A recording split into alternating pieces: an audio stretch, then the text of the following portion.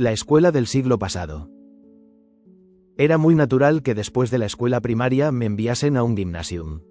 Todas las familias acomodadas velaban celosamente, aunque solo fuera por razones de apariencia social, por tener hijos cultos, les hacían estudiar francés e inglés, los familiarizaban con la música, les asignaban institutrices y, luego, preceptores particulares para que aprendieran buenos modales. Pero solo la llamada formación académica que llevaba a la universidad les confería un valor cabal en aquellos tiempos de liberalismo ilustrado. Por eso, toda buena familia aspiraba a que al menos uno de sus hijos llevase un título de doctor delante de su nombre. Ahora bien, aquel camino hacia la universidad resultaba bastante largo y no aparecía, ni mucho menos, sembrado de rosas. Era necesario pasar 5 años de escuela primaria y 8 de gymnasium, sentado en un banco de madera y a razón de 5 a 6 horas diarias, y durante el tiempo libre, hacer los deberes y, sobre todo, dedicarse a satisfacer las exigencias de la cultura general, fuera ya del marco de la escuela, francés, inglés, italiano, las lenguas vivas, al tiempo que las clásicas, latín y griego, es decir, 5 lenguas en total, además de geometría y física y las demás asignaturas escolares. Resultaba más que demasiado y casi no dejaba espacio para el desarrollo del cuerpo, el deporte y los paseos, y menos todavía para el ocio y la diversión. Recuerdo vagamente que a los 7 años nos obligaban a aprender de memoria y a cantar a coro una canción que hablaba de la alegre y feliz infancia. Aún me suena en los oídos la melodía de aquella cancioncita simple e ingenua, pero en aquel entonces me costaba pronunciar su letra y, aún más, vocearla a coro con convicción. Porque, si he de ser sincero, toda mi época escolar no fue sino un aburrimiento constante y agotador que aumentaba de año en año debido a mi impaciencia por librarme de aquel fastidio rutinario. No recuerdo haberme sentido alegre y feliz en ningún momento de mis años escolares monótonos, despiadados e insípidos que nos amargaron a conciencia la época más libre y hermosa de la vida, hasta tal punto que, lo confieso, ni siquiera hoy logro evitar una cierta envidia cuando veo con cuánta felicidad, libertad e independencia pueden desenvolverse los niños de este siglo.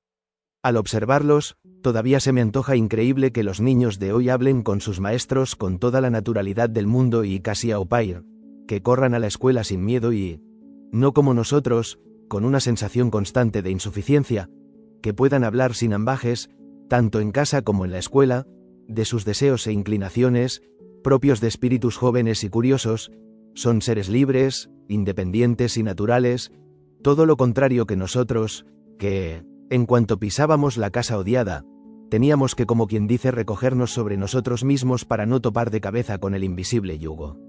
Para nosotros, la escuela era una obligación, una monotonía tediosa, un lugar donde se tenía que asimilar, en dosis exactamente medidas, la ciencia de todo cuanto no vale la pena saber, unas materias escolásticas o escolastizadas que para nosotros no tenían relación alguna con el mundo real ni con nuestros intereses personales.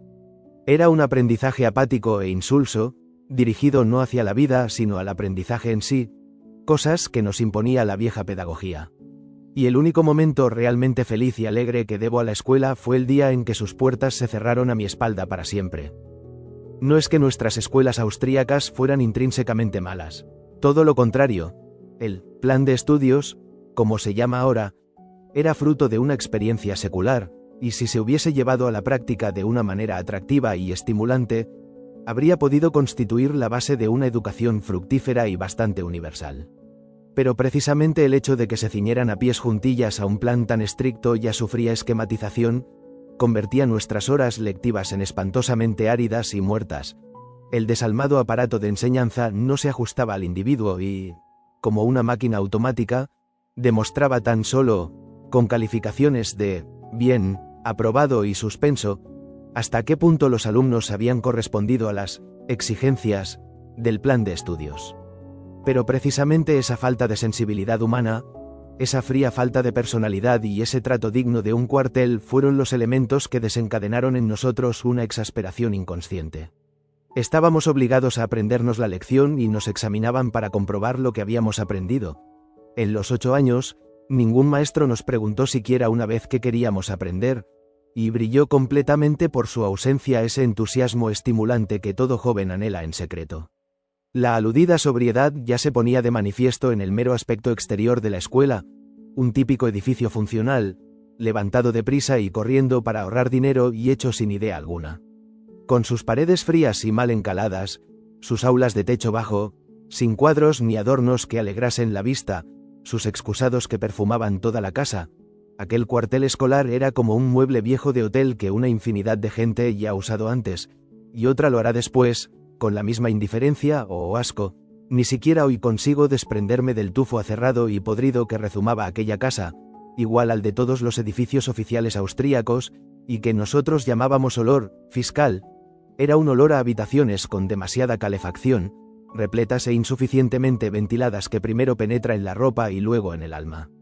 Nos sentábamos en parejas, igual que los galeotes, sobre unos bancos de madera bajos que se nos clavaban en la espina dorsal hasta causarnos dolores de huesos.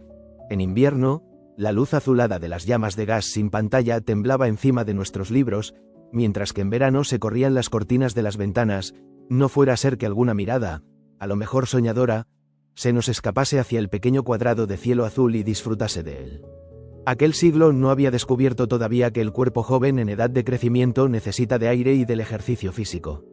10 minutos de descanso en un pasillo frío y estrecho se consideraban más que suficientes para contrarrestar las 4 o 5 horas en que permanecíamos encogidos e inmóviles. 2 veces por semana nos llevaban al gimnasio, con suelo de tablones de madera, donde corríamos sin ton ni son de un lado para otro, levantando a nuestro paso nubarrones de polvo de 1 metro. Trotábamos, además, a tientas, pues las ventanas estaban cerradas a cal y canto. Así se satisfacían las necesidades higiénicas y así cumplía el Estado su deber que se resume en mens sana in corpore sano.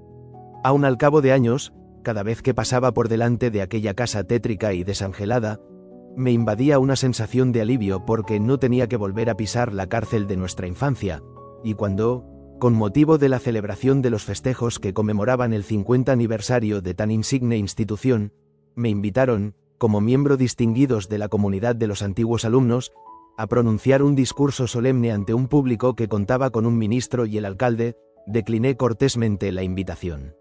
No tenía nada que agradecer a aquella escuela, de modo que cualquier palabra que hubiese dicho en este sentido habría sido una pura mentira. Nuestros maestros tampoco tenían la culpa del desolador ambiente que reinaba en aquella casa.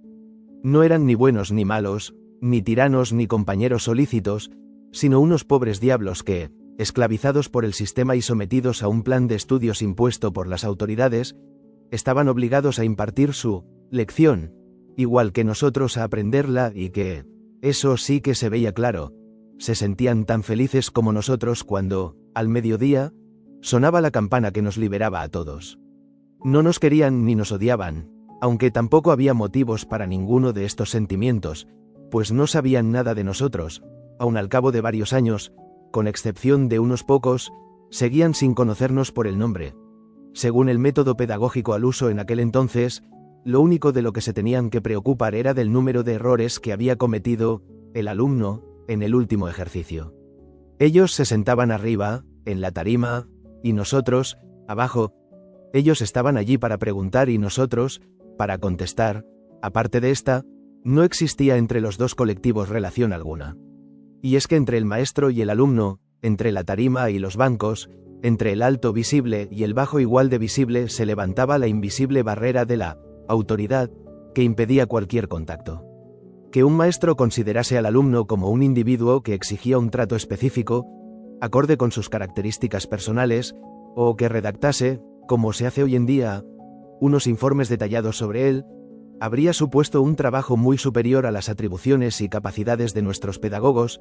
Por otro lado, una conversación privada habría socavado su autoridad, pues con tal cosa habría colocado a los alumnos a su mismo nivel, que no en vano era superior.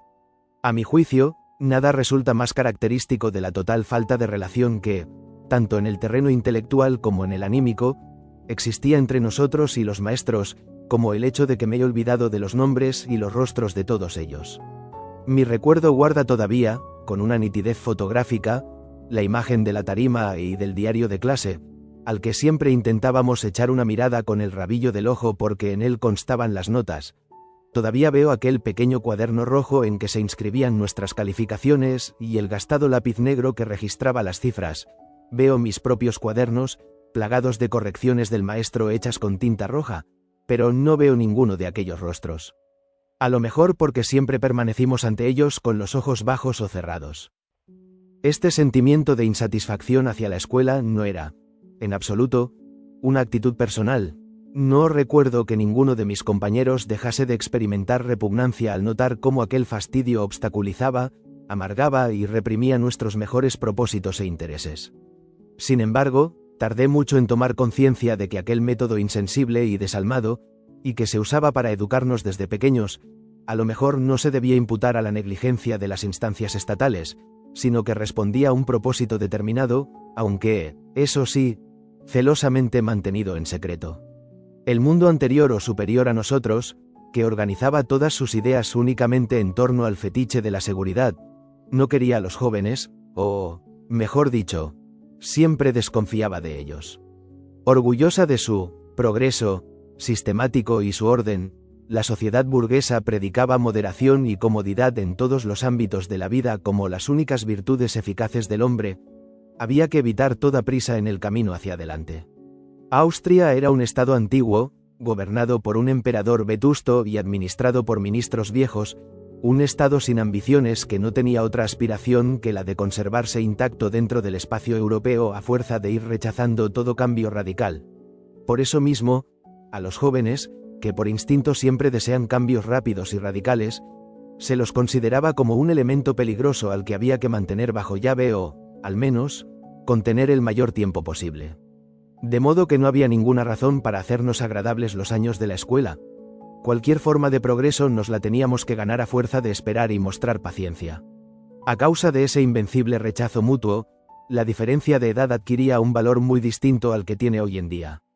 Un bachiller de 18 años era tratado como un niño, se le castigaba cuando lo sorprendían fumando, tenía que levantar obedientemente la mano cuando quería abandonar su banco para ir a satisfacer sus necesidades, pero incluso al hombre de 30 años se le trataba como a un ser que todavía no era capaz de levantar el vuelo, y, más aún, al de 40 no se le consideraba suficientemente maduro como para ocupar un cargo de responsabilidad. Una vez se dio un caso excepcional e inaudito. Gustav Mahler fue nombrado director de la Ópera de la Corte a los 38 años. Sin poder salir de su asombro, toda Viena resonó con comentarios llenos de pavor de que se hubiese confiado la primera institución artística del país a un hombre tan joven. Todo el mundo se olvidó de que Mozart había concluido la obra de su vida a los 36 años, y Schubert, a los 31. Esa desconfianza hacia los jóvenes, según la cual ninguno era de fiar, se extendía a todos los estamentos. Mi padre jamás habría aceptado en su negocio a un joven, y el que tenía la desgracia de parecerlo más de la cuenta, tenía que vencer el recelo de todo el mundo. De esta manera se consumaba algo que hoy resulta casi increíble. La juventud constituía un obstáculo para cualquier carrera y tan solo la vejez se convertía en una ventaja. Mientras que hoy, en esta época nuestra tan radicalmente transformada, los hombres de 40 años hacen lo posible para aparentar 30 y los de 60, 40, mientras que hoy la juventud, la energía, el espíritu emprendedor y la confianza en uno mismo son cualidades que ayudan al individuo a abrirse camino hacia el ascenso. Antes, en la época de la seguridad, todo aquel que quería prosperar tenía que disfrazarse lo mejor que pudiese para parecer mayor. Los periódicos recomendaban específicos que aceleraban el crecimiento de la barba. Los médicos de 24 o 25 años, que acababan de licenciarse, lucían barbas frondosas y se ponían gafas doradas, aunque su vista no lo necesitara en absoluto, y todo con el único propósito de causar en sus pacientes la impresión de experiencia. La gente vestía levitas largas y caminaba con paso pausado, y, si era posible, adquiría un cierto embonpoint 6 que encarnaba esa gravedad anhelada, y los ambiciosos se afanaban en anular, aunque solo fuese exteriormente, su juventud, una edad sospechosa de poco sólida. Ya en el 6º y 7º año de escuela nos negábamos a llevar mochilas de colegiales, para que no se notara que aún éramos bachilleres, y en su lugar usábamos carteras. Todo lo que hoy nos parece un don envidiable, el frescor, el amor propio, la temeridad, la curiosidad y la alegría de vivir típica de la juventud, se consideraba sospechoso en aquella época, cuyo único afán e interés se centraba en lo sólido. Tan solo desde este punto de vista tan singular se puede comprender el que el Estado haya explotado la escuela como un instrumento adecuado para su propósito de mantener su autoridad. En primer lugar, tenían que educarnos de tal manera que aprendiésemos a respetar lo establecido como algo perfecto e inamovible, infalible la opinión del maestro, indiscutible la palabra del padre, absolutas y eternamente válidas las instituciones del Estado.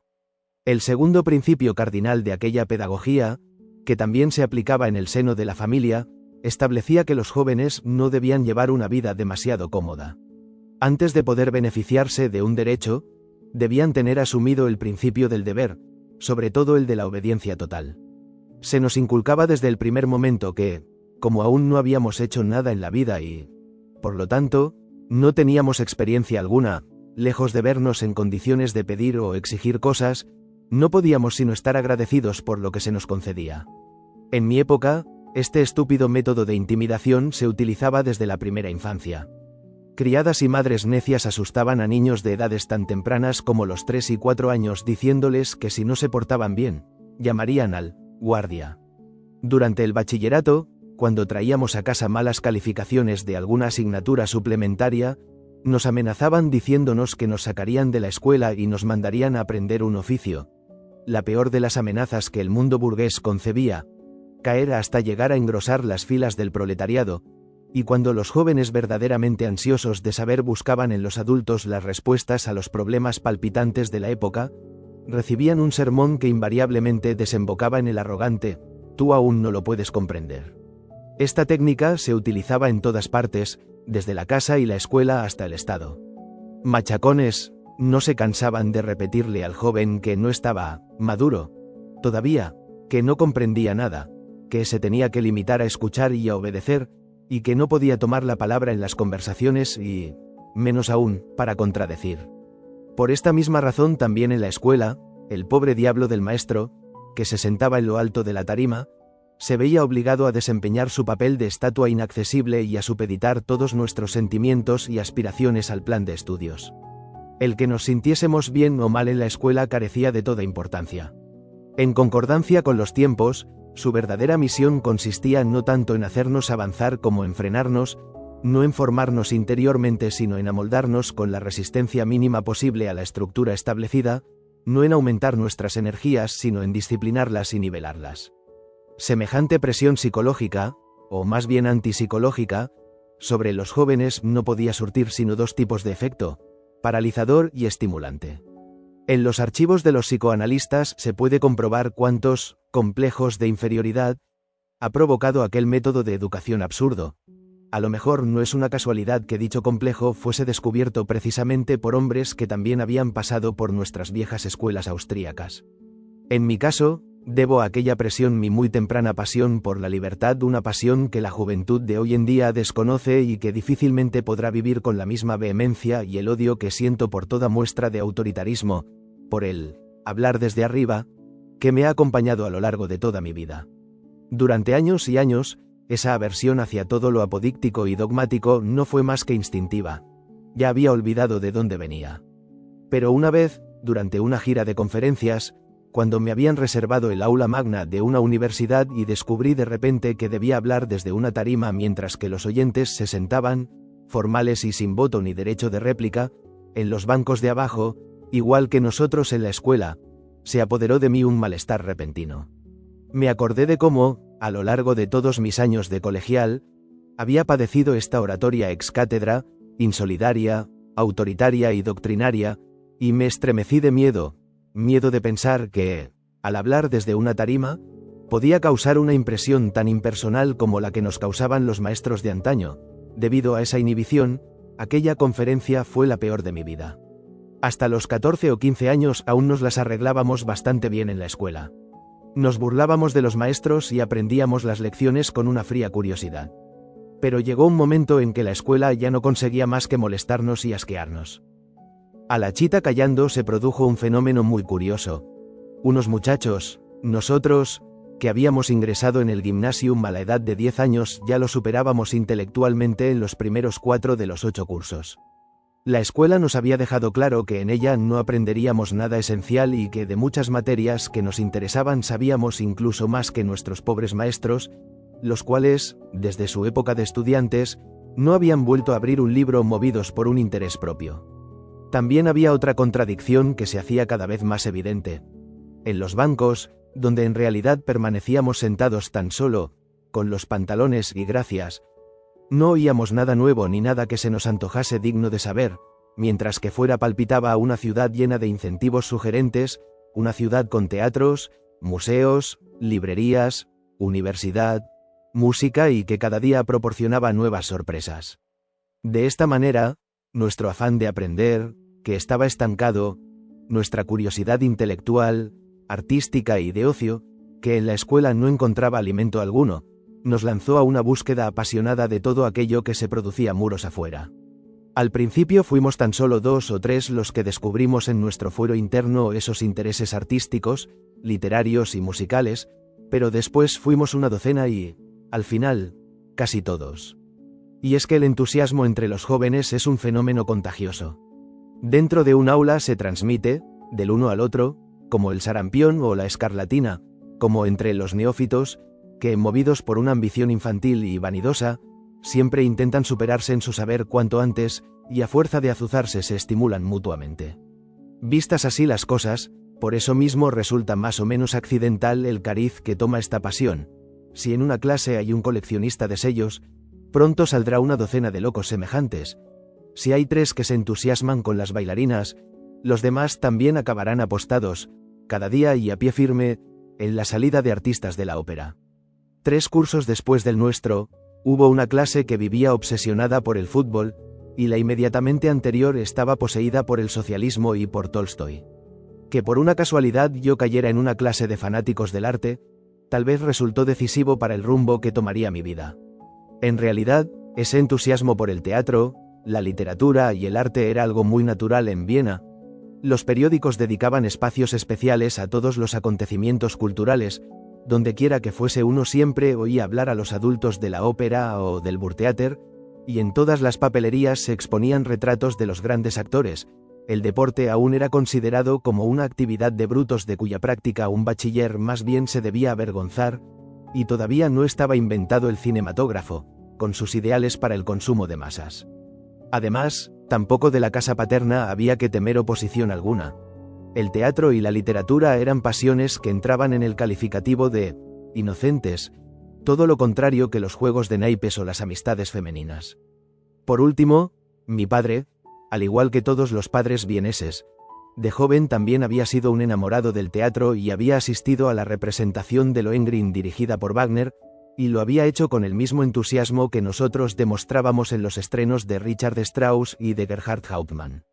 Porque era muy natural que los bachilleres acudiésemos en masa a los estrenos.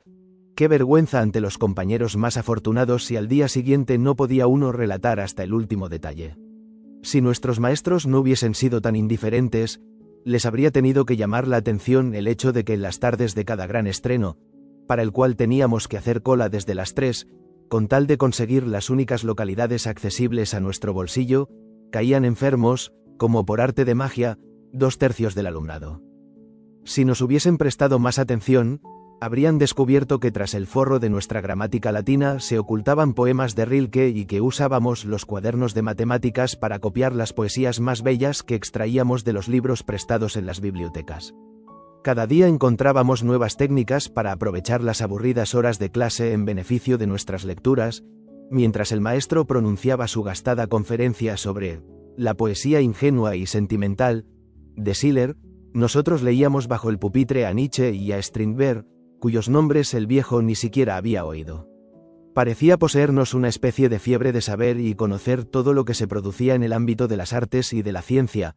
Por las tardes nos mezclábamos con los estudiantes de la universidad con el fin de asistir a sus clases, íbamos a todas las exposiciones de arte, acudíamos a las aulas de anatomía para ver autopsias.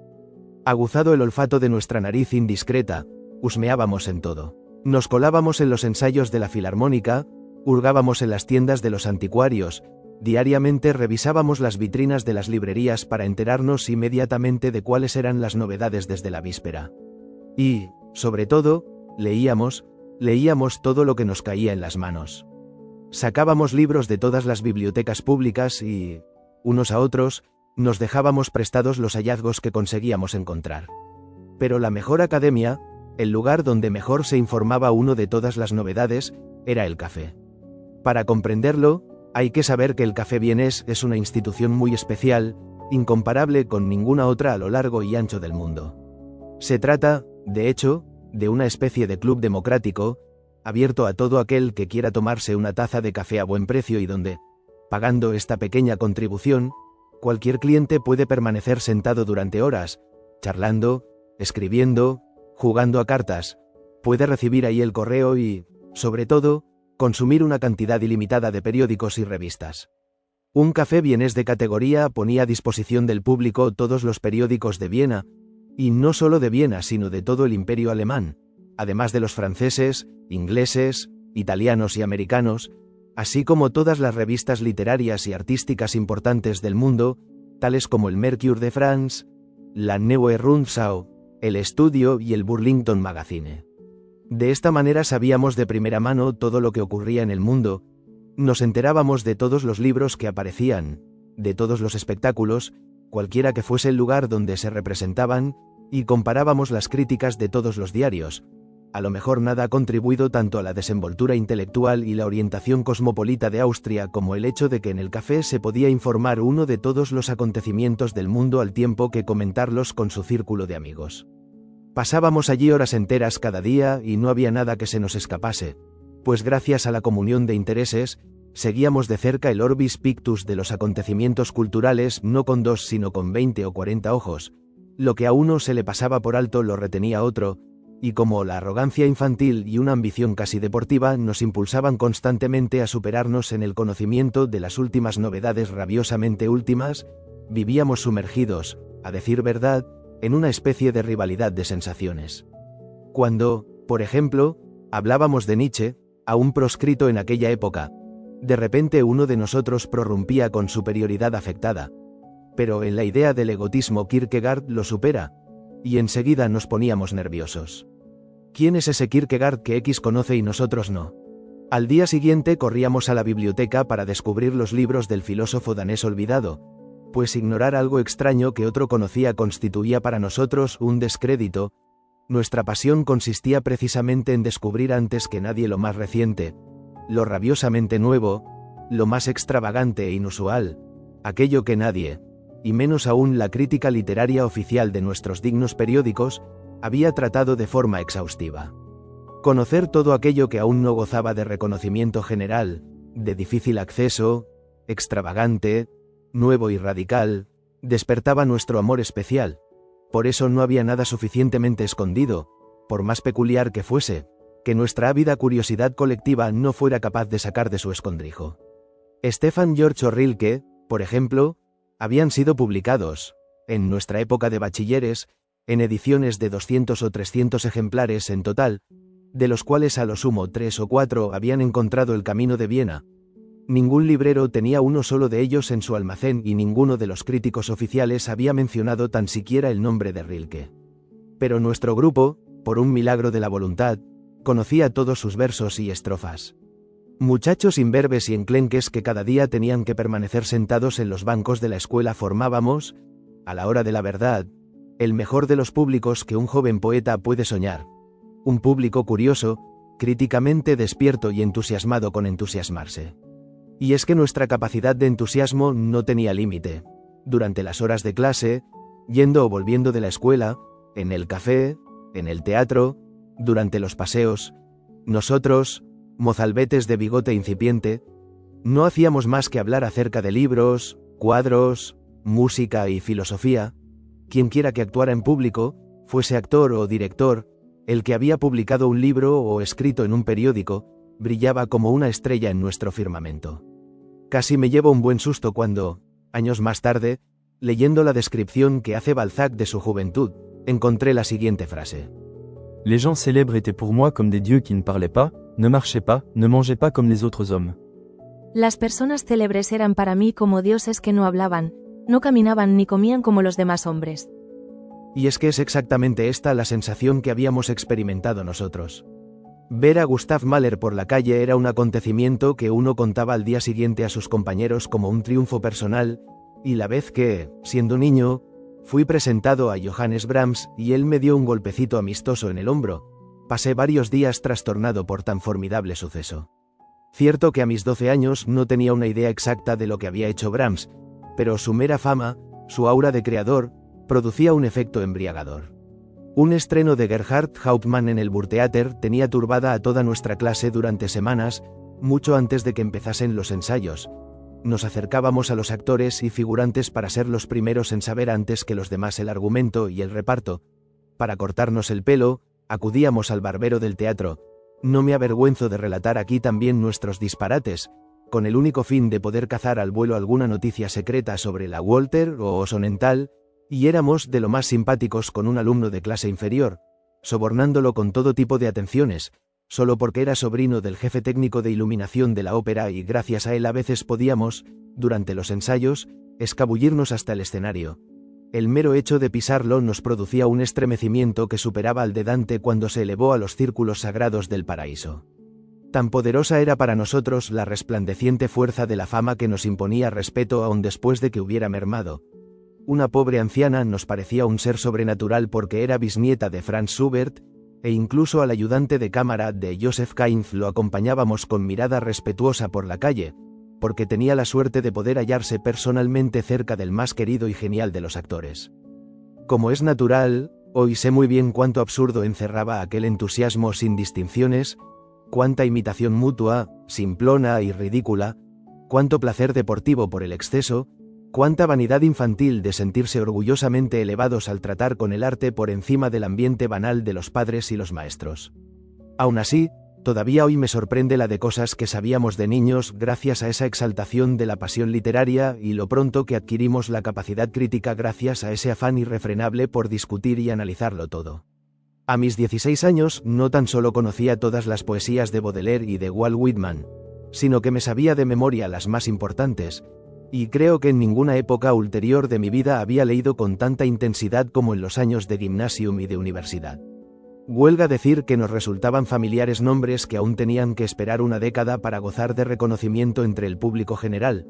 Me quedaban grabadas en la memoria incluso las cosas más efímeras, por tanto ardor con que las había absorbido. En cierta ocasión conté a mi admirado Paul Valéry a cuánto tiempo se remontaba nuestro conocimiento literario. Hacía ya 30 años que yo había leído, deleitándome, unos versos suyos. Valéry me obsequió con una sonrisa jovial. No me mienta. Mis poemas no se publicaron hasta 1916, pero después se quedó de una pieza, cuando le describí con todo lujo de detalles el color y el formato de la pequeña revista literaria en que, en 1898, encontramos en Viena sus primeros versos. Pero si ni siquiera en París la conocía más que un puñado de personas, dijo, atónito. ¿Cómo pudo usted conseguirla en Viena? De la misma manera en que usted, siendo estudiante de bachillerato en su ciudad de provincias, consiguió las poesías de Mallarmé, tan poco conocidas de la literatura oficial, le pude contestar. Y él me dio la razón. Los jóvenes descubren a sus poetas porque quieren descubrirlos. En efecto, olfateábamos los aires nuevos aún antes de que cruzasen la frontera, pues en todo momento vivíamos con el sentido del olfato aguzado. Encontrábamos lo nuevo porque lo queríamos, porque anhelábamos algo que no fuese sino nuestro y no del mundo de nuestros padres, del mundo que nos rodeaba. Los jóvenes, al igual que algunos animales, poseen un instinto exquisito para detectar la llegada de cambios atmosféricos. Así, nuestra generación presintió, antes que nuestros maestros y universidades, que con el viejo siglo también se acababa algo en los conceptos del arte, que empezaba una revolución o, cuando menos, un cambio de valores. Los buenos y sólidos maestros de la época de nuestros padres, Gottfried Keller en la literatura, Ibsen en el teatro, Johannes Brahms en la música, Libelle en la pintura, Eduard von Hartmann en la filosofía, contenían, a nuestro entender, toda la prudencia y circunspección del mundo de la seguridad. A pesar de su maestría técnica e intelectual, ya no nos interesaban. Sentíamos instintivamente que su ritmo frío y bien temperado era extraño al de nuestra sangre inquieta y que tampoco podía marchar al paso del ritmo acelerado de la época. Precisamente por entonces vivía en Viena el espíritu más despierto de la generación alemana más joven, Hermann Bahr, que combatía, furibundo, como un espadachín del espíritu, a favor de todo lo naciente y venidero. Gracias a él se inauguró en Viena la secesión, que, ante el terror de la vieja escuela, exhibió a los impresionistas y los puntillistas de París, al noruego Munch, al belga Robs y a todos los extremistas imaginables. Con todo aquello se alanó con acento agudo el camino al advenimiento de sus desdeñados predecesores, Grunwald, el Greco y Goya. De golpe y porrazo todo el mundo aprendió una nueva manera de ver las cosas al tiempo que, en la música, descubría nuevos ritmos y timbres con Mussorgsky, Debussy, Strauss y Schönberg, con Zola, Strindberg y Hauptmann. En la literatura irrumpió el realismo, la naturaleza demoníaca eslava con Dostoyevsky, una sublimación y un refinamiento del arte poético, desconocidos hasta entonces, con Verlaine, Rimbaud y Mallarmé. Nietzsche revolucionó la filosofía. En lugar de la sobrecargada construcción clasicista, una arquitectura más libre y atrevida proclamaba edificios funcionales sin ornamentación. De repente quedó destruido el viejo orden cómodo y plácido, se cuestionaron las normas de la obra, estéticamente bella, Hanslick, vigentes e infalibles hasta entonces, y mientras los críticos oficiales de nuestros sólidos periódicos burgueses se horrorizaban ante unos experimentos a menudo temerarios e intentaban frenar la corriente imparable con anatemas de decadente o anárquico, los jóvenes nos lanzábamos con entusiasmo al fragor de las aguas, allí donde las olas golpeaban con más furia. Teníamos la sensación de asistir al nacimiento de una nueva era, la nuestra, en que por fin se hacía justicia a la juventud. Y así, nuestra pasión, que escudriñaba y rebuscaba inquieta, de pronto cobró un sentido. Los muchachos de los bancos escolares podíamos participar en aquellas batallas, rabiosas y a menudo encarnizadas, por el nuevo arte. Dondequiera que se llevase a cabo un experimento, como, por ejemplo, un estreno de Wedekind o un recital de la nueva lírica, ahí sin falta acudíamos nosotros con todas nuestras fuerzas, y no solo anímicas, sino también las de nuestras manos. En una ocasión, en el estreno de una obra atonal de juventud de Arnold Schönberg, fui testigo de cómo, después de que un señor del público mostró su desaprobación con un sonoro silbido, mi amigo Busbeck le propinó un bofetón no menos sonoro. En todas partes constituíamos la avanzadilla de choque y la vanguardia de todo tipo de arte nuevo, simplemente porque era nuevo, porque quería cambiar el mundo, porque lo hacía por nosotros, a quienes ahora tocaba el turno de vivir nuestra vida. Porque sentíamos que nostra res agitur, pero también había algo más que nos interesaba y fascinaba de ese arte nuevo, más allá de toda medida, el hecho de que, casi exclusivamente, era el arte de gente joven. En la generación de nuestros padres, un poeta o un músico no llegaba a granjearse prestigio antes de haber sido probado, de haberse adaptado al calmado y establecido gusto de la sociedad burguesa. Todos los hombres a los que nos habían enseñado a respetar se comportaban y actuaban de una manera respetable. Wilbrandt, Evers, Felix Dan, Paul Heise, Lembach, esos favoritos de su época desaparecidos tiempo a, llevaban sus hermosas barbas entre canas posadas sobre sus poéticas chaquetas de terciopelo. Se dejaban fotografiar en poses pensativas, siempre en una actitud digna y poética, se comportaban como consejeros áulicos y excelentísimos señores y, como tales, lucían sus condecoraciones. A los jóvenes poetas, pintores y músicos, por el contrario, se los definía, en el mejor de los casos, como talentos prometedores, pero de momento se dejaba en compás de espera cualquier signo de reconocimiento positivo de su obra. Aquella época de prudencia no gustaba de otorgar su favor prematuramente, antes de que el agraciado hubiese acreditado unos resultados sólidos, labor de años. Pero todos los nuevos poetas, músicos y pintores eran jóvenes. Gerhard Hauptmann, surgido inesperadamente del más absoluto de los anonimatos, a sus 30 años dominaba por completo la escena alemana. Stefan George y Rainer Maria Rilke, a los 23, es decir, antes de que la ley austríaca le declarara a uno mayor de edad, ya gozaban de fama literaria y tenían seguidores fanáticos. En nuestra ciudad apareció de la noche a la mañana el grupo de la joven Viena, con Arthur Schnitzler, Hermann Bahr, Richard Birhoffmann y Peter Altenberg, en cuyo seno la cultura específicamente austríaca halló por vez primera una expresión auténticamente europea, gracias al refinamiento de todos los medios artísticos. Pero había, por encima de todo, una figura que nos fascinaba, seducía, embriagaba y entusiasmaba, el portentoso y único fenómeno de Hugo von Hofmannsthal, en quien nuestra juventud vio realizadas no solo sus aspiraciones más elevadas, sino también una perfección poética absoluta que se encarnaba en la persona de alguien que tenía casi su misma edad. La figura del joven Hofmannsthal es y será recordada como uno de los grandes prodigios de la perfección precoz. A esta edad, exceptuando a Keats y a Rimbaud, no conozco en toda la literatura universal ningún otro ejemplo de tal infalibilidad en el dominio de la lengua, de semejante envergadura del ideal de la inspiración y de tal saturación de la sustancia poética hasta en la frase más accidental, como el de este genio grandioso, que ya a sus 16 y 17 años, con sus versos indelebles y una prosa insuperable hasta hoy, quedó inscrito en los anales eternos de la lengua alemana. Sus insospechados inicios y su simultánea perfección constituyen un fenómeno que difícilmente puede repetirse en una misma generación. Por eso las primeras personas que tuvieron conocimiento de su obra quedaron maravilladas ante aquella increíble aparición, casi como si se tratase de un hecho sobrenatural. Hermann Bahr me habló en muchas ocasiones de su atónito asombro el día en que había recibido un artículo para su revista, fechado en la propia Viena y firmado por un tal Loris, nombre que desconocía. A los estudiantes de bachillerato les estaba prohibido firmar con su propio nombre. Entre las colaboraciones que recibía desde todos los confines del mundo jamás se había encontrado con una que derramase, por así decir, con mano fácil tanta riqueza y que lo hiciese con una lengua tan noble y alada. ¿Quién era el tal Loris? ¿Quién era el desconocido?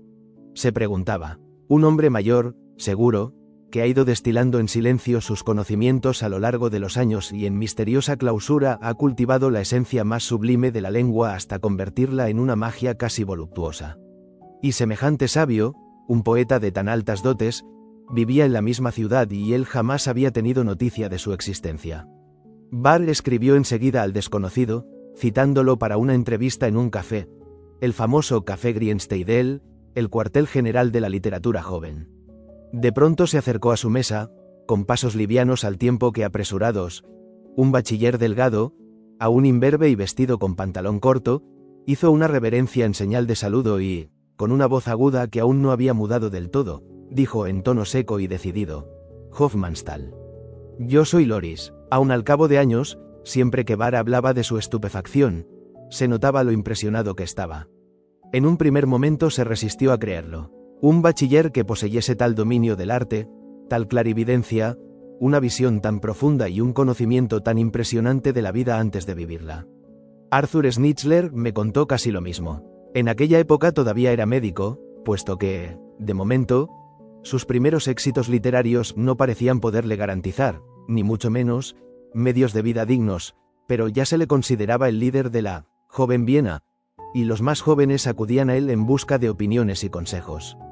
En casa de unos conocidos accidentales conoció a un muchachito delgado, bachiller por más señas, cuya inteligencia ágil le llamó la atención, y cuando dicho estudiante le pidió el favor de poderle leer una pequeña pieza de teatro en verso, lo invitó gustoso a su piso de soltero, aunque, a decir verdad, sin hacerse demasiadas ilusiones. Un opúsculo de estudiante, pensó, sentimental o pseudo-clásico. Invitó a la velada a unos cuantos amigos. Hofmannsthal se presentó allí con su pantalón corto y, un poco nervioso y cohibido, empezó a leer. Al cabo de unos minutos, me contó Schnitzler, de pronto nos vimos escuchándolo con el oído aguzado y, casi asustados, intercambiamos miradas de admiración. Versos tan perfectos, de tan impecable plasticidad, tan impregnados de música, no se los habíamos oído a ningún contemporáneo. Creíamos que era imposible después de Goethe. Pero lo más prodigioso de aquella maestría inigualable, y que ningún otro alemán ha conseguido desde entonces, radicaba en un conocimiento del mundo que, tratándose de un muchacho que pasaba los días sentado en un banco de escuela, tan solo podía venir de una intuición mágica. Cuando Hofmannsthal acabó, todos se quedaron mudos. Tuve la impresión, me dijo Schnitzler, de haber conocido a un genio por primera vez en mi vida y nunca más, en ninguna otra ocasión, me he vuelto a sentir tan subyugado. Quien a los 16 años empezaba de esta manera, o, más que empezar, ya desde el mismo principio alcanzaba la perfección, tenía que llegar a convertirse en hermano de Goethe y de Shakespeare. Y, en efecto, la perfección parecía volverse cada vez más perfecta. Después de aquella primera pieza en verso, ayer, apareció el grandioso fragmento de la muerte de Tiziano, en el cual el alemán alcanzaba cotas de sonoridad italiana. Aparecieron nuevos poemas, cada una de las cuales constituía todo un acontecimiento para nosotros y que yo todavía hoy, después de décadas, recuerdo enteramente de memoria. Verso por verso, aparecieron dramas cortos y aquellos ensayos que, en un espacio maravillosamente económico, reducido a unas pocas páginas, contenían, mágicamente comprimidos, la riqueza del saber, un consumado conocimiento del arte y una amplia visión del mundo. Todo cuanto escribió aquel bachiller y universitario era como el cristal iluminado desde dentro, oscuro al tiempo que incandescente. El verso, la prosa, en sus manos todo resultaba moldeable como la cera aromática del monte de Ímeto. Por un milagro irrepetible, cada poesía tenía su medida justa, nunca excesiva ni tampoco demasiado escuálida. Se notaba que algo inconsciente e incomprensible lo debía de guiar secretamente por esos caminos hasta los parajes jamás pisados. A duras penas consigo transmitir la fascinación que este fenómeno producía en nosotros, que habíamos sido educados para rastrear y percibir valores. Al fin y al cabo, ¿qué puede resultar más embriagador para una generación joven que saber que a su lado, en su propio seno, vive de carne y hueso un poeta puro, sublime, poeta que nadie concebía sino bajo las formas legendarias de un Hölderlin, un Keats y un Leopardi, inaccesible y ya convertido en un sueño y una visión? Por eso mismo guardo tan nítido el recuerdo del día en que por vez primera vi a Hofmannsthal en persona.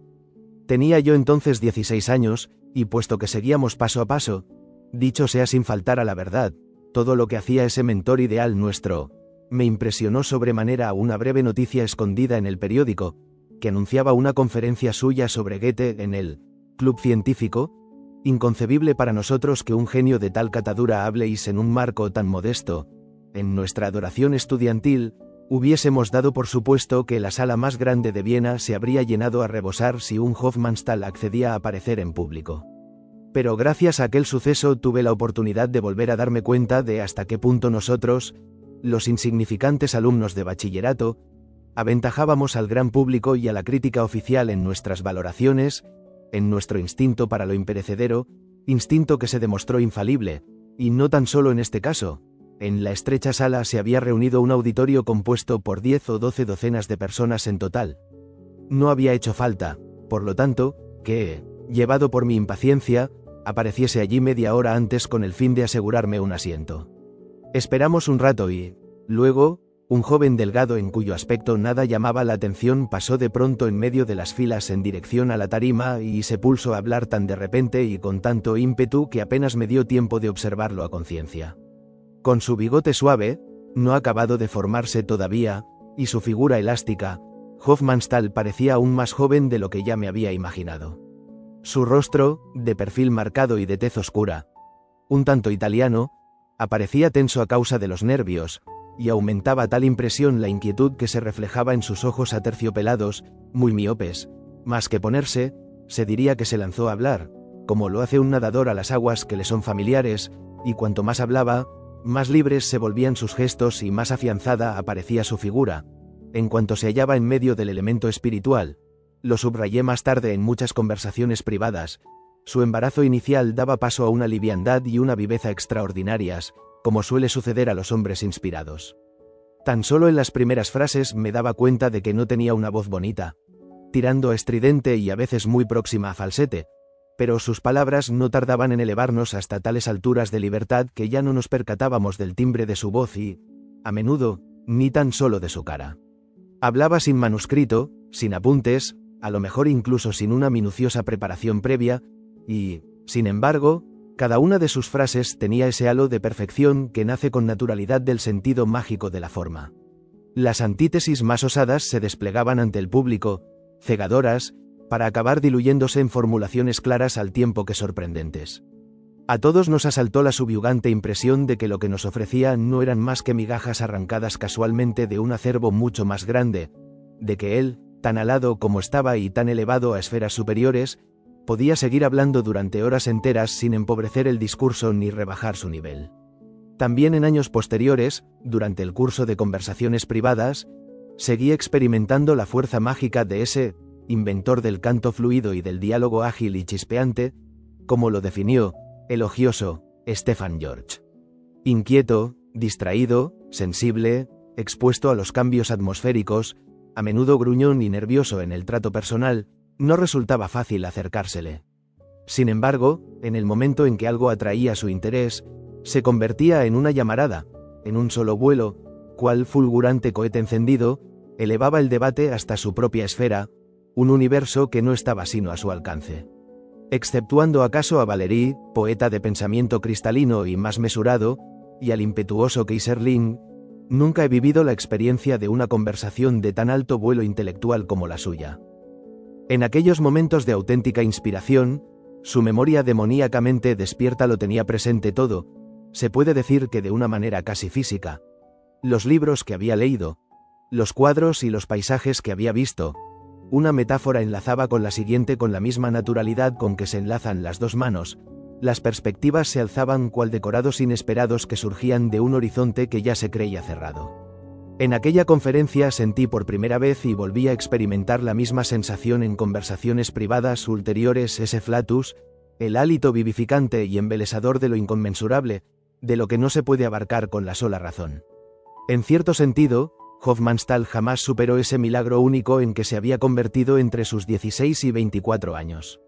No es que admire menos muchas de sus obras posteriores, los espléndidos artículos, el fragmento de Andreas, ese tronco de la tal vez más bella novela en lengua alemana, y algunas partes de sus dramas. Sin embargo, con esa complicidad suya tan estrecha con el teatro real y los intereses de su época, con esa conciencia suya tan clara y lo ambicioso de sus proyectos, perdió una parte de su excelencia intuitiva, de la inspiración pura de aquellas primeras poesías de adolescente y, con ello, también de la embriaguez y el éxtasis de nuestra juventud. Con el saber mágico propio de la edad joven, presentimos que tamaño milagro de nuestra juventud era único y que no se volvería a repetir en nuestra vida. Balzac ha descrito de manera incomparable cómo el ejemplo de Napoleón había electrizado a toda una generación en Francia.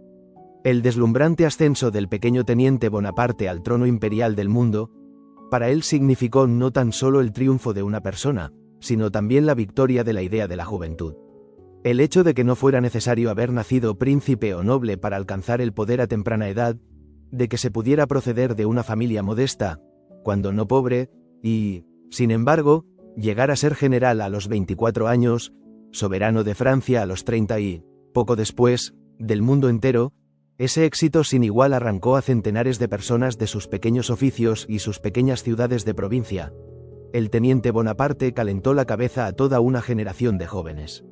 Los impelió hacia una ambición más elevada. Creó a los generales de su gran ejército al igual que a los héroes y los arribistas de la Comédie Humaine. Siempre que un solo joven alcanza, tras el primer impulso, algo que hasta entonces parecía inalcanzable, sea en el campo que sea, con el mero éxito de su empresa alienta a toda la juventud que lo rodea o lo sigue. En este sentido, Hofmannsthal y Rilke significaron para nosotros, los jóvenes, para nuestras aún inmaduras energías, un impulso extraordinario. Aun sin esperar que ninguno de nosotros pudiese repetir el milagro de Hofmannsthal, nos fortalecía su mera existencia física, la cual, se puede decir así, demostraba óptica y fehacientemente que el poeta era posible también en nuestra época, en nuestra ciudad, en nuestro entorno. Al fin y al cabo, su padre, un director de banco, procedía del mismo estamento judío burgués que todos nosotros.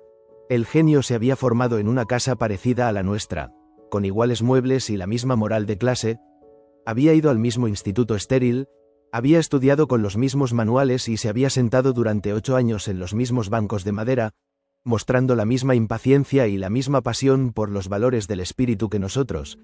Y he aquí que, mientras aún desgastaba los pantalones contra aquellos bancos y se veía obligado a patear el gimnasio de un lado a otro, ya había conseguido superar, con su salto al infinito, la estrechez del espacio de la ciudad y la familia.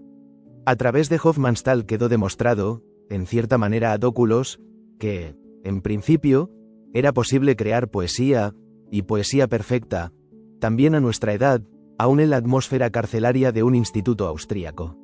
Incluso era posible, qué seducción tan inmensa para un espíritu adolescente, verse publicado, elogiado y famoso, mientras en casa y en la escuela aún se nos consideraba como seres insignificantes, seres sin acabar.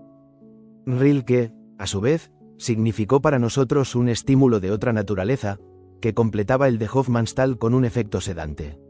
Porque rivalizar con Hofmannsthal habría parecido blasfemo hasta al más osado de entre nosotros. Sabíamos que era un prodigio inimitable de perfección precoz que no se podía repetir, y cuando, a nuestros 16 años, comparábamos nuestros propios versos con los ya celebérrimos que él había escrito a la misma edad, nos moríamos de vergüenza. Asimismo, nos sentíamos humillados en nuestro saber ante el vuelo de águila con el que él, todavía en el instituto, había recorrido el universo del espíritu. Rilke también había empezado a escribir y a publicar versos igual de pronto, a los 17 o 18 años, pero, a diferencia de Hofmannsthal, además en el sentido absoluto, sus poesías resultaban inmaduras, infantiles e ingenuas, solo con indulgencia se podía hallar en ellas algunas huellas de un talento áureo. No fue sino más tarde, a sus 22 y 23 años, cuando ese poeta extraordinario, al que nosotros amábamos con desmesura, empezó a moldear su personalidad, cosa que por sí sola ya era un consuelo para nosotros. De modo que no era imprescindible ser perfecto ya en el instituto, como Hofmannsthal, podíamos probar, ensayar, formarnos, progresar, como Rilke. No era necesario darnos por vencidos enseguida solo porque de momento escribíamos cosas imperfectas, inmaduras e irresponsables, pues a lo mejor éramos capaces de repetir, ya no el milagro de Hofmannsthal, pero sí el ascenso más pausado y normal de Rilke. Y es que era natural que todos hubiésemos empezado, desde hacía tiempo, a escribir versos, a componer música o a recitar. La actitud de pasividad apasionada es de por sí poco natural entre la juventud, de cuya manera de ser resulta más propio no solo el recibir impresiones, sino también reaccionar a ellas de modo creativo. Amar el teatro para los jóvenes quiere decir, como mínimo, desear y hasta soñar con hacer personalmente cosas en o para el teatro. Admirar en éxtasis el talento en todas sus formas lleva ineludiblemente a la introspección, a ver si se puede descubrir una posibilidad o un vestigio de esa esencia tan selecta en el inexplorado cuerpo propio o en la propia alma, medio oscura todavía. Así, de acuerdo con la atmósfera que se respiraba en Viena y con los especiales condicionantes de la época, en nuestra clase el afán por la producción artística se había expandido casi como una epidemia. Todos y cada uno buscábamos en nuestro interior un talento e intentábamos desplegarlo. 4 o 5 de entre nosotros querían ser actores. Imitaban la dicción de los del Burgtheater, recitaban y declamaban sin parar, asistían a escondidas a clases de arte dramático y en las horas de recreo repartían entre sí los distintos papeles e improvisaban escenas enteras de los clásicos. Los demás formábamos para ellos un público curioso, aunque a la vez muy crítico. Otros 2 o 3 eran músicos excelentemente preparados, pero aún no sabían si querían ser compositores, solistas o directores de orquesta. A ellos debo mi primer contacto con la nueva música, estrictamente vetada todavía en los conciertos oficiales de la Filarmónica, mientras que ellos, a su vez, acudían a nosotros en busca de textos para sus canciones y coros. Otro muchacho, hijo de un pintor famoso entre la alta sociedad, nos llenaba de dibujos los cuadernos durante las horas de clase y retrataba a todos los futuros genios del curso. Pero la fiebre más extendida, con mucho, era la literaria. Gracias al estímulo mutuo de buscar la perfección lo más rápidamente posible y a la crítica recíproca de cada poema, el nivel que habíamos alcanzado a los 16 años era muy superior al de simples diletantes y en algunos casos se aproximaba a la obra de auténtico valor, cosa que quedó demostrada por el hecho de que nuestras creaciones fueran aceptadas, impresas y, he aquí la prueba más convincente, retribuidas, y no solo por, pongamos por caso, oscuras gacetas de provincias, sino también por revistas de vanguardia de la nueva generación. El nombre de uno de mis compañeros, Ph.A., a quien yo adoraba como a un genio, se destacó en la magnífica revista de lujo Pan, al lado de Demel y de Rilke. Otro, A.M., había logrado entrar, bajo el seudónimo de Augusto Heller, en la más inaccesible y ecléctica de todas las revistas alemanas, Blätter für die Kunst, que Stefan George reservaba exclusivamente para su círculo sagrado y cuyas puertas, controladas por 7 cedazos, parecían imposibles de franquear. Un tercero, animado por Hofmannsthal, escribió un drama sobre Napoleón. Un cuarto, una nueva teoría estética y sonetos de gran mérito, Yo mismo fui admitido en la Gesellschaft, la revista de vanguardia de los modernos, y en la Zukunft de Maximilian Harden, ese semanario que resultó tan decisivo para la historia política y cultural de la Nueva Alemania. Mirando hoy hacia atrás, tengo que confesar con toda objetividad que la suma de nuestro saber, el refinamiento de nuestra técnica literaria y nuestro nivel artístico eran francamente sorprendentes en unos muchachos de 17 años, y solo se pueden explicar a través del fulgurante ejemplo de la madurez tan fantástica como precoz que demostró Hofmannsthal, ejemplo que nos obligaba a un esfuerzo apasionado por hacer lo máximo con tal de salir airosos ante los otros, aunque no fuese más que a medias. Dominábamos todos los recursos, extravagancias y audacias de la lengua, poseíamos la técnica de todas las formas del verso, habíamos experimentado, en innumerables ensayos, con todos los estilos, desde el patos de Píndaro hasta la simple dicción de la canción popular, indicábamos los unos a los otros, en el intercambio diario de nuestras experiencias creativas, hasta las incorrecciones más insignificantes y discutíamos cualquier detalle métrico. Mientras los buenos de nuestros profesores inocentemente nos seguían marcando con tinta roja las comas que faltaban en las redacciones escolares, nosotros nos dedicábamos a ejercer otro tipo de crítica y lo hacíamos aplicando una severidad, un conocimiento artístico y una meticulosidad que ni siquiera desplegaban al abordar las obras maestras clásicas los papas de la literatura oficial de los grandes diarios, de modo que en los últimos años de la escuela, también sacamos ventaja a esos críticos ya consagrados y famosos, y todo gracias a aquel fanatismo nuestro en cuanto al juicio técnico y la capacidad de expresión artística. Esta descripción, realmente verídica, de nuestra precocidad literaria podría llevar a pensar que éramos una clase especial y prodigiosa. En absoluto, el mismo fenómeno de fanatismo y talento precoz se podía observar en aquel momento en una docena de escuelas vecinas de Viena, y en el mismo grado. No podía tratarse de una casualidad. En la ciudad reinaba una atmósfera especialmente propicia, condicionada por su humus artístico, por una época política, por la constelación de nuevas orientaciones intelectuales y literarias que, apremiándose mutuamente, aparecieron en aquel momento a caballo entre dos siglos y que se combinaron químicamente en nosotros infundiéndonos la inmanente voluntad de crear, voluntad que, mirándolo bien, es propia, casi por naturaleza, de esta época de la vida. Al fin y al cabo, durante la pubertad, la poesía o al menos el impulso hacia ella invade a todo joven, aunque solo sea como una oleada, si bien es cierto que tal inclinación traspasa pocas veces la frontera de la juventud. Ni uno solo de los 5 actores que se sentaban en los bancos de nuestra escuela subió más tarde a un escenario real. Los poetas de Pan y de Blatter Furda y Kunz se desinflaron tras aquel primer impulso sorprendente y se convirtieron en honorables abogados y funcionarios que hoy, a lo mejor, esbozan una sonrisa melancólica o irónica al recordar sus ambiciones de antaño. Yo soy el único de todos ellos en quien ha pervivido aquella pasión creadora y para quien dicha pasión se ha vuelto la esencia y el sentido de toda una vida. Pero con qué agradecimiento recuerdo aún aquel compañerismo. ¿Cómo me ha ayudado? Aquellas discusiones enardecidas, aquella superación impetuosa, aquella admiración y crítica mutuas, cómo y cuán pronto me agudizaron la mano y el nervio, cómo me abrieron y ensancharon la visión del cosmos espiritual, cómo nos dio alas a todos para elevarnos por encima del desierto y la tristeza de nuestra escuela. Oh, arte hechicero, cuántas horas grises. Cada vez que evoco esta canción de Schubert, nos veo, en una especie de visión plástica, sentados sobre nuestros miserables bancos escolares, con los hombros caídos y, después, camino de casa, con el rostro radiante y la mirada encendida, criticando y recitando poesía apasionadamente, olvidada toda atadura con el espacio y el tiempo, realmente, sumidos en un mundo mejor.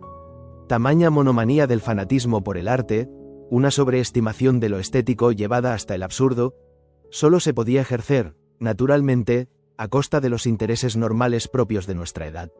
Si hoy me pregunto cuándo encontrábamos el tiempo necesario para leer todos aquellos libros, abrumados como estábamos por la jornada escolar y las clases particulares, veo claro que fue en detrimento de las horas de sueño, luego, de nuestro vigor corporal. No ocurrió nunca que dejase la lectura antes de la 1 o las 2 de la madrugada, aun cuando me tenía que levantar a las 7. Un vicio, ese de leer 1 hora o 2 por más tarde que se hiciera, que ya no he abandonado nunca más. Y así, no recuerdo haber ido a la escuela, sino saliendo de casa deprisa y corriendo en el último minuto, sin haber dormido lo suficiente y sin haberme lavado como es debido, y masticando el bocadillo por el camino. Así, no es extraño que, con toda nuestra intelectualidad, todos tuviésemos el aspecto demacrado y verde de la fruta inmadura y, además, bastante dejado en lo tocante a nuestra manera de vestir. Es que cada céntimo de nuestro dinero de bolsillo lo gastábamos en teatro, conciertos o libros, y, por otro lado, tampoco nos preocupaba mucho ni poco el gustar a las niñas, puesto que nuestra pretensión radicaba en impresionar en cosas muy superiores. Salir a pasear con muchachas nos parecía una pérdida de tiempo, pues, en nuestra arrogancia intelectual, a priori considerábamos al otro sexo intelectualmente inferior y no queríamos malgastar nuestras preciosas horas en conversaciones banales. Tampoco sería nada fácil hacer entender a un joven de hoy hasta qué punto ignorábamos, y hasta despreciábamos, todo lo relacionado con el deporte. Lo cierto es que, en el siglo pasado, aún no había llegado a nuestro continente la ola deportiva. Aún no había estadios donde 100.000 personas bramasen de entusiasmo cuando un boxeador descargaba un puñetazo en la mandíbula del otro. Los periódicos todavía no enviaban a sus reporteros para que, con fervor homérico, llenasen columnas y más columnas informando de un partido de hockey. En nuestra época, la lucha, los clubs de atletismo, los récords de pesos pesados todavía se consideraban como actividades de suburbio y formaban su público carniceros y ganapanes. Como mucho, unas cuantas veces al año, las carreras de caballos, más nobles y aristocráticas, atraían al hipódromo a la llamada buena sociedad, pero no así a nosotros, que considerábamos cualquier actividad física como una absoluta pérdida de tiempo. A los 13 años, cuando me empezó a atacar aquella infección intelectual literaria, dejé el patinaje sobre hielo y usé en la compra de libros el dinero que me daban mis padres para las clases de baile. A los 18 aún no sabía nadar ni bailar ni jugar a tenis. Incluso hoy no sé montar en bicicleta ni conducir un automóvil, y en materia deportiva cualquier niño de 10 años me puede poner en ridículo. Ni siquiera ahora, en 1941, sé muy bien cuál es la diferencia entre béisbol y fútbol, entre hockey y polo, y las páginas de deportes de los periódicos, con su lenguaje criptográfico, se me antojan escritas en chino. Me he mantenido imperturbable ante todos los récords deportivos de velocidad o de habilidad, adoptando el punto de vista del Shah de Persia, quien, cuando lo querían animar a que asistiese a un derbi, manifestó, con sabiduría oriental: ¿para qué? Ya sé que un caballo puede correr más que otro. Me es del todo indiferente cuál. Tan despreciable como entrenar el cuerpo, nos parecía malgastar el tiempo en el juego. Tan solo el ajedrez, que exigía un esfuerzo mental, hallaba un poco de merced a nuestros ojos, y, cosa más absurda todavía, a pesar de que nos sentíamos poetas en ciernes o, en todo caso, en potencia, nos preocupaba muy poco la naturaleza. Durante mis primeros 20 años no vi casi nada de los maravillosos alrededores de Viena. Los días de verano más bonitos y cálidos, cuando la ciudad quedaba desierta, tenían un encanto más singular todavía, porque, en nuestro café, conseguíamos los periódicos y las revistas más deprisa y en mayor abundancia. He necesitado años y años para reencontrar el equilibrio que perdí a causa de esa hipertensión y esa avidez infantiles y para compensar en parte el inevitable abandono físico del cuerpo. Pero, aún así, visto en su conjunto, no me arrepiento de aquel fanatismo, de esa manera de vivir solo a través de los ojos y los nervios de mis tiempos de bachillerato. Me inoculó en la sangre un apasionamiento por todo lo intelectual que ya no querría perder nunca, y todo lo que he leído y aprendido desde entonces hasta ahora se asienta sobre los fundamentos que se endurecieron en aquellos años. Lo que uno ha descuidado en lo referente a sus músculos aún puede recuperarlo algún día, mientras que el impulso espiritual, la capacidad de captar del espíritu, tan solo se adquiere en los decisivos años de formación y solo aquel que ha aprendido a expandir su alma a los 4 vientos a tiempo, es capaz más tarde de abarcar el mundo entero. La verdadera experiencia de nuestros años de juventud consistió en que algo nuevo se fraguaba en el arte, algo que era más apasionante, problemático y tentador que aquello que había satisfecho a nuestros padres y a nuestro entorno. Sin embargo, fascinados como estábamos por aquel fragmento de vida, no caíamos en la cuenta de que los cambios que se producían en el ámbito de lo estético no eran sino vibraciones y síntomas de otros, de un alcance mucho mayor, que habían de conmocionar y, finalmente, destruir el mundo de nuestros padres, el mundo de la seguridad. Una notable reestructuración empezaba a prepararse en nuestra vieja y soñolienta Austria. Las masas, que durante decenios habían cedido, calladas y dóciles, el dominio a la burguesía liberal, de repente se agitaron, se organizaron y exigieron sus derechos. Precisamente en la última década, la política irrumpió con ráfagas bruscas y violentas en la calma de la vida plácida y holgada. El nuevo siglo exigía un nuevo orden, una nueva era. El primero de estos grandes movimientos de masas fue en Austria el socialista. Hasta entonces, el derecho de voto, mal llamado universal, se concedía en nuestro país a los acaudalados que podían demostrar que habían pagado una contribución determinada. Ahora bien, los abogados y agricultores elegidos por ese estamento se creían honesta y sinceramente los portavoces y representantes del pueblo en el Parlamento. Estaban muy orgullosos de ser gente culta, tal vez académica incluso, y daban importancia a la dignidad, el decoro y la buena dicción. Por eso las sesiones del Parlamento se asemejaban a tertulias de un club distinguidos. Gracias a su fe liberal en un mundo infaliblemente progresista por obra de la tolerancia y la razón, aquellos demócratas burgueses creían de veras que procuraban, de la manera mejor posible, el bien de todos los súbditos a fuerza de pequeñas concesiones y mejoras paulatinas. Pero habían olvidado por completo que representaban tan solo a 50 o 100.000 personas acomodadas de las grandes ciudades, no a los cientos, miles, millones de habitantes de todo el país.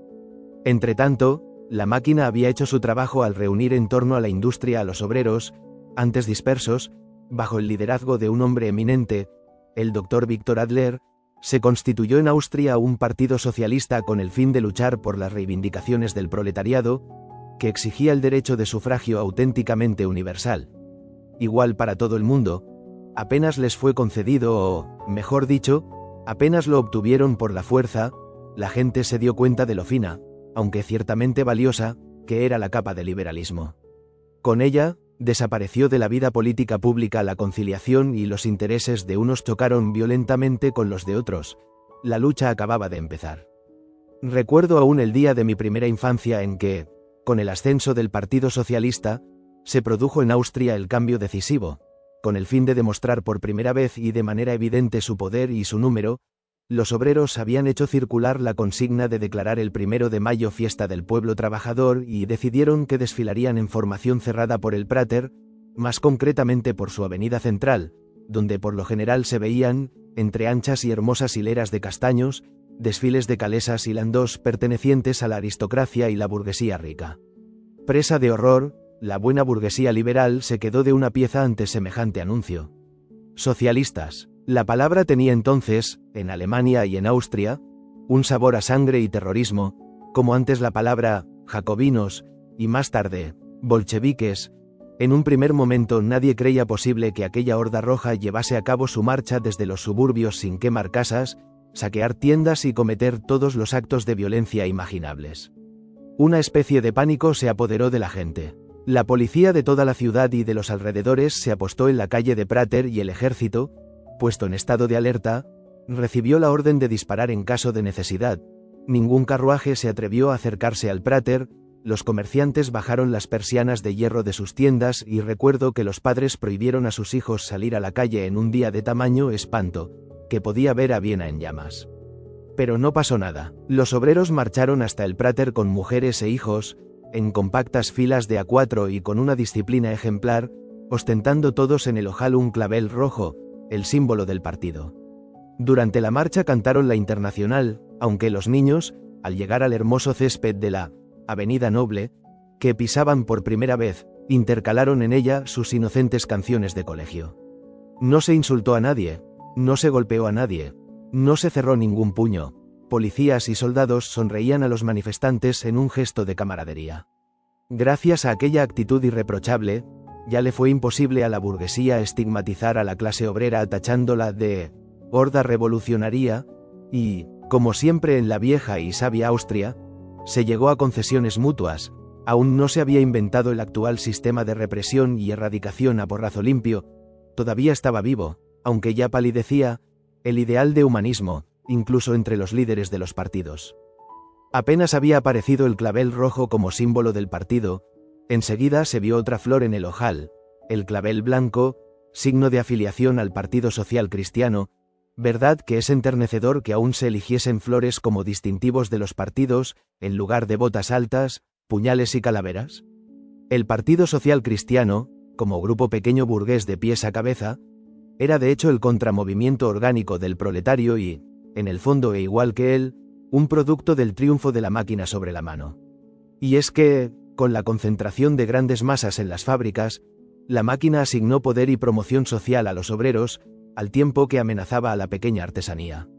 Los grandes almacenes y la producción masiva de bienes supusieron una ruina para la clase media y los pequeños maestros artesanos. Se apoderó de este descontento y preocupación un líder hábil y popular, el doctor Karl Lueger, que con el lema de «hay que ayudar al pequeño», arrastró a toda la pequeña burguesía y a la clase media irritada, cuya envidia hacia los acaudalados era insignificante en comparación con el miedo a verse desposeídas de su forma de vida burguesa y caer en el proletariado. Era exactamente la misma capa social asustada que más adelante congregó a su lado, como primera gran masa, Adolf Hitler, y Karl Lueger le sirvió de modelo también en otro sentido, le enseñó lo manipulable que era el lema antisemita, que ofrecía a los descontentos círculos pequeño burgueses un adversario palpable y, por otro lado, imperceptiblemente desviaba el odio por los grandes terratenientes y la riqueza feudal. Aún así, toda la vulgarización y brutalización de la política actual, la espantosa recaída de nuestro siglo, se evidencia en la comparación de las dos figuras. Karl Lueger, con su suave barba rubia, tenía un aspecto imponente. El bello Karl lo llamaba la voz popular de Viena. Tenía formación académica y no en vano había ido a la escuela en una época que situaba por encima de todo la cultura del espíritu. Sabía hablar en tono popular, era vehemente y jocoso, pero incluso en sus discursos más violentos, o los que la gente de aquella época consideraba como violentos, jamás sobrepasó los límites de los buenos modales y frenaba escrupulosamente a su Streicher, un tal Schneider, mecánico de profesión, que se servía de leyendas de asesinatos rituales y de vulgaridades por el estilo. Irreprochable y discreto en la vida privada, ante sus adversarios siempre se comportaba con una cierta nobleza, y su antisemitismo oficial nunca le impidió seguir siendo bien intencionado y mostrarse deferente con los amigos judíos de antes. Cuando, finalmente, su movimiento ganó el ayuntamiento de Viena y él fue nombrado alcalde, después de que el emperador Francisco José, que aborrecía las tendencias antisemitas, se hubiera negado por 2 veces a sancionar ese nombramiento, su administración se mantuvo impecablemente justa y modélicamente democrática. Los judíos, que habían temblado de miedo ante la victoria del partido antisemita, siguieron disfrutando de los mismos derechos y merecían la misma consideración de antes. El veneno del odio y la voluntad de exterminio mutuo no había penetrado todavía en la sangre de la época. Pero pronto apareció una tercera flor, la centaura azul, la flor favorita de Bismarck y símbolo del Partido Nacional Alemán, que, aunque no se entendía así en aquel entonces, era conscientemente revolucionario y, con un impulso brutal, aspiraba a derrocar la monarquía austríaca en favor de una gran Alemania, el sueño de Hitler, bajo el liderazgo prusiano y protestante. Mientras el Partido Social Cristiano estaba arraigado en Viena y en el campo y el socialista en los centros industriales, el nacional alemán tenía a sus partidarios concentrados casi exclusivamente en los territorios fronterizos de Bohemia y los Alpes. Numéricamente débil, compensaba su insignificancia con una agresividad salvaje y una brutalidad desmesurada. Sus escasos diputados se convirtieron en el terror y la deshonra, en el sentido antiguo, del Parlamento austríaco. Es en sus ideas y sus técnicas donde tiene su origen Hitler, también un austríaco de frontera. De Georg von Sonnen tomó el grito de «Separémonos de Roma», que por entonces seguían con obediencia germánica miles de partidarios nacional alemanes que, para irritar al emperador y al clero, se pasaron del catolicismo al protestantismo. También de él adoptaron la teoría antisemita de la raza. En la raza radica la porquería, decía un ilustre modelo, así como, tal vez lo más importante, la utilización de una tropa de asalto salvaje que dispersaba manifestaciones a puñetazo limpio y, con ella, el principio de la intimidación por el terror de un grupo reducido contra una mayoría numéricamente superior, pero humanamente más pasiva. Lo que las hacían para el nacionalsocialismo, dispersar reuniones a fuerza de porrazos, irrumpir en plena noche en las casas de sus adversarios y pegarles palizas, para el Partido Nacional Alemán lo hacían las asociaciones de estudiantes, que, protegidas por la inmunidad académica, Instalaron el terror del garrotazo, militarmente organizadas, acudían al primer grito o silbato para desfilar en cada acción política. Aquellos jóvenes de caras tajadas, borrachos y brutales, agrupados en las llamadas corporaciones de estudiantes, dominaban el aula porque, además de llevar gorras y bandas como los otros, iban armados con duros y pesados garrotes, provocando sin cesar, pegaban palizas ya a los estudiantes eslavos, ya a los judíos, ya a los católicos, ya a los italianos, y a los indefensos los expulsaban de la universidad. No hubo paseo, como se llamaban los desfiles estudiantiles de los sábados, sin que corriera sangre. La policía, que debido a un privilegio de la universidad no podía entrar en las aulas, se tenía que limitar, pasiva, a mirar desde fuera cómo aquellos pendencieros cobardes cometían sus rabiosos excesos y, luego, a transportar a los heridos que, cubiertos de sangre, eran arrojados a la calle escaleras abajo por los camorristas nacionales. Cada vez que el Partido Nacional Alemán Austríaco, pequeño pero fanfarrón, quería conseguir algo por la fuerza, mandaba por delante a esta tropa estudiantil de asalto. Cuando el conde Badeni, con la aprobación del emperador y del parlamento, promulgó un decreto sobre lenguas que debía poner paz entre las distintas naciones de Austria, y que probablemente habría alargado unas décadas la vida de la monarquía, aquel puñado de exaltados o CUP o con acento agudo la Ringstrasse. Tuvo que salir la caballería, se desenfundaron los sables y se oyeron disparos. Pero en aquella época liberal, trágica en su debilidad y enternecedora en su humanidad, la aversión a todo acto violento y al derramamiento de sangre era tan grande que el gobierno cedió ante el terror de los nacional alemanes. El primer ministro dimitió y el decreto sobre lenguas, completamente leal, fue derogado. La irrupción de la brutalidad en la política se apuntaba a su primer éxito. Todas las grietas existentes entre las razas y las clases que la época de la conciliación había encolado con tanto esmero y esfuerzo se abrieron de pronto y se convirtieron en abismos y precipicios. De hecho, en la última década del viejo siglo en Austria ya había estallado la guerra de todos contra todos. Nosotros, unos jóvenes completamente inmersos en nuestras ambiciones literarias, reparábamos poco en los peligrosos cambios que se producían en nuestra patria, tan solo teníamos ojos para libros y cuadros. No mostrábamos ni el más remoto interés por los problemas políticos y sociales. ¿Qué significaban para nuestras vidas aquellas trifulcas a gritos? La ciudad hervía durante las elecciones y nosotros íbamos a la biblioteca. Las masas se levantaban y nosotros escribíamos versos y discutíamos de poesía. No veíamos las señales de fuego en la pared. Sentados a la mesa como antaño el rey Baltasar, saboreábamos, despreocupados y sin temer al futuro, los exquisitos manjares del arte. Y tan solo varias décadas más tarde, cuando las paredes y el techo se desplomaron sobre nuestras cabezas, reconocimos que los fundamentos habían quedado socavados ya hacía tiempo y que, con el nuevo siglo, simultáneamente había empezado en Europa el ocaso de la libertad individual.